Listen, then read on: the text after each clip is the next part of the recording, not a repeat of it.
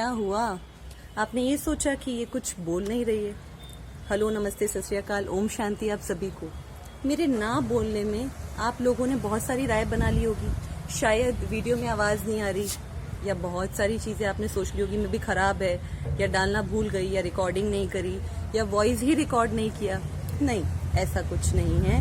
मैंने voice record किया है। मैं चुप इसलिए थी क्योंकि आज मैं आपको ये बताना चाह रही हूँ गाइस कि जब हम चुप हो जाते हैं ना, जब हम चुप हो जाते हैं कई लोगों को तभी फर्क नहीं पड़ता, तो जब हम बोलते हैं ना कई लोगों को तभी फर्क नहीं पड़ता। तो बेसिकली आज मैं आपको ये बताना चाहती हूँ कि कैसे हम अपनी लाइफ को जिए, खुलकर जिए। हाँ, हम लोग बहुत सारे रिलेशनशिप में होते हैं, ABCD XYZ, हर तरीके के रिश्ते हमारे सामने। जैसे मैं हमेशा कहती हूँ, फ्रेंडशिप है, रिलेशनशिप्स है, सब कुछ हमारे सामने। लेकिन जब लोग आपका मौन नहीं समझ पा रहे, वो लोग आपके शब्द क्या समझेंगे? तो ऐसे लोगों पे अपने शब्द वेस्ट ना करें। और बेसिकली मैं आज आपको ये बताने आई हूँ कि किस तरीके से हमको कौन सी बातों का ध्यान रिलेशनशिप में रखना चाहिए। सबसे पहली बात, आपको कभी भी अपने सीक्रेट्स डिस्क्लोज नहीं करने चाहिए, क्योंकि उससे क्या होता है, अगर आप अपने सीक्रेट्स लोगों के साथ डिस्क्लोज करेंगे, तो वो लोग आपके करीब आके आपके सीक्रेट्स सुनेंगे और उसी के बाद आप ही की बैंड बजा देंगे। तो बेस्ट है कि आप कभी अपने सीक्रेट्स उनके साथ डिस्क्लोज ना करें। दूसरी टिप नंबर टू ये है कि अपनी ज़रूरतों को हमेशा कंसिडर करें। हम हमेशा यही गलती करते हैं कि हमेशा अपनी पार्टनर की ज़रूरतों को ऊपर करते हैं कि नहीं, इसने बोला, वो चाहता है, वो चाहती है। नो गाइज, हमेशा वो नहीं चाहता, हमेशा वो नहीं चाहती, कभी हम भी चाहते हैं, बिकॉज हम भी ह्यूमन बीइंग हैं, हमें भी बहुत सारी चीज़ों की ज़रूरत है। तो डोंट फॉरगेट, हमेशा खुद को प्यार करें और खुद की ज़रूरतों को भी ज़रूरत पर, वक्त पड़ने पर आगे रखें, ताकि आपकी इम्पोर्टेंस हो उस रिश्ते में। नहीं तो कभी आपकी रिस्पेक्ट भी नहीं होगी और कोई आपकी सेल्फ रिस्पेक्ट भी नहीं होगी। और तीसरी बात, कभी भी ऐसे लोगों के साथ अपना वक्त जाहिर ना करें जब आपको कुछ नहीं मिल रहा है हर्ट होने के अलावा। तो better to maintain a distance. तो ऐसे लोगों से आपको डिस्टेंस मेंटेन कर लेना चाहिए, क्योंकि ऐसे रिश्ते में और आपको कुछ कभी ना मिलता है ना कभी मिलेगा। जैसे कि मैंने आपको बोला, रिलेशनशिप में हमें 3 चीज़ें नहीं करनी चाहिए। अगर आप किसी रिलेशनशिप में, पहला, अपने आप को सीक्रेट्स कभी डिस्क्लोज नहीं करनी चाहिए, क्योंकि वो अच्छी बात नहीं होती है आपके लिए भी। वो प्रूफ बाद में बहुत ज़्यादा अच्छा नहीं होगा, हज़ार्डस हो जाएगा। नंबर 2, अपने आप को आगे रखना चाहिए और अपने आप को प्यार करना चाहिए। बेसिकली सेल्फ लव आपको हमेशा ध्यान रखना है कि खुद को हमेशा कंसिडर करके चलना है। तीसरा मैंने आपको क्या बताया था कि अगर आप ज़्यादा ही हर्ट हो रहे तो distance is the best thing to do in a relationship. But फिर भी गाइज, मैं ये नहीं बोल रही कि रिश्ते में अगर शादी हो गई हो, मैरिज जैसी बात हो गई हो, बच्चे हो, तो आपको वो करना चाहिए। वो अपना लुकआउट है आपका, तो आप उसको कंसिडर मत करना। मैं नॉर्मल सी एक आपको शॉर्ट सी बात बता रही हूँ, एक शॉर्ट टर्म सी, जो मुझे आपको टिप्स देनी चाहिए। और दूसरा मैं आपको ये बताना चाहती हूँ कि अगर आप किसी रिश्ते में हैं भी, तो आपको क्या क्या फॉलो करना चाहिए। नंबर 1, आपको उसके साथ ऑनेस्ट रहना चाहिए, लॉयल रहना चाहिए, क्योंकि वो बहुत ज़रूरी है। अगर हम ऑनेस्टी देंगे तो हमें भी रिटर्न में ऑनेस्टी मिलेगी।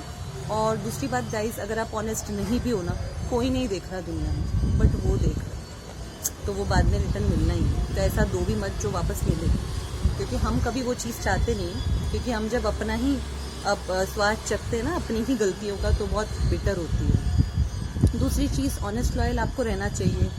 और मैं आपको ये बता सकती हूँ कि आपको पेशेंस रखना चाहिए बातों का। जैसे कभी कभी हम लोगों को कंट्रोल करने की कोशिश करते हैं कि नहीं, मैंने आपको ये बोला तो आपको करना ही। नहीं भाई, कोई आपका कठपुतला नहीं। अगर कोई चीज़ अभी नहीं हो रही तो कोई बात नहीं, रिलैक्स रहो, पेशेंस रहो। अगर कोई बंदा या बंदी आपकी बात नहीं मान रहा, या कोई भी रिश्ता हो, फ्रेंडशिप हो, रिलेशनशिप्स हो, इट्स ओके ना, इट्स ओके। अगर आप अच्छे रिश्ते में हैं, वो बॉन्ड बहुत अच्छा है, तो चीज़ों को एडजस्ट और कॉपरेट करना भी सीखें। और पेशेंस तो रखना ही पड़ेगा। अगर आप रिश्ते में नहीं रखेंगे तो क्या होगा, वो ब्रेक हो जाएगा। तो बी पेशेंट।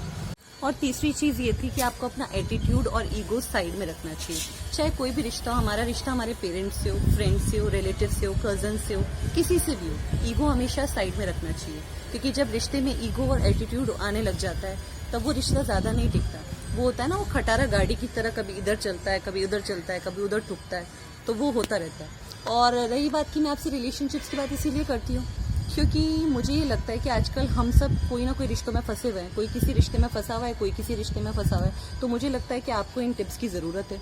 और भी आप कुछ चाहते हैं कि मैं आपसे शेयर करूं और आपको टिप्स दूं, तो आप मुझे बता सकते हैं। बाकी आगे आप मेरे वीडियोज़ में देखते रहेंगे, क्रिएटिविटी भी आएगा और बहुत कुछ आ भी रहा है। और एक और बात मैं आपको बताना चाहूँगी कि दुनिया में 3 लोग होते हैं जो हमेशा हमारा अच्छा चाहते हैं, और उनसे अच्छा हमारा ना कभी कोई सोच सकता है ना सोचेगा। क्योंकि होते हैं ना बच्चे जो स्कूल में भी होते हैं, जो दोस्त बना लेते, थोड़े बड़े हो जाते हैं, तो दोस्त उनके लिए इतने इंपॉर्टेंट हो जाते हैं। मैं ये नहीं कह रही कि फ्रेंडशिप बुरी बात है, दोस्त बनाओ, पर हर किसी का अपना शेल होता है। इतना हमें यहाँ रखना है, इतना यहाँ सब रिश्तों को मैनेज करके हमें चलना पड़ता है। पेरेंट्स की जगह पेरेंट्स को मिलेगी, फ्रेंड्स की जगह फ्रेंड्स को मिलेगी, रिलेशनशिप की जगह रिलेशनशिप को मिलेगी। और अगर आपके घर में कोई बुजुर्ग भी हैं तो उनको भी टाइम देना बहुत ज़रूरी है, लाइक दादा दादी, तो सबको टाइम देना चाहिए। क्योंकि पता है ना, ज़िंदगी ना मिलेगी दोबारा, हम कहते ही हैं, और कल कब कौन हो हम नहीं जानते, कल कौन होगा और कौन नहीं होगा। आजकल तो आप देख रहे हैं कोविड में बहुत सारी चीज़ें हो रही है, तो हमें अपनी फैमिली को नेगलेक्ट नहीं करना चाहिए।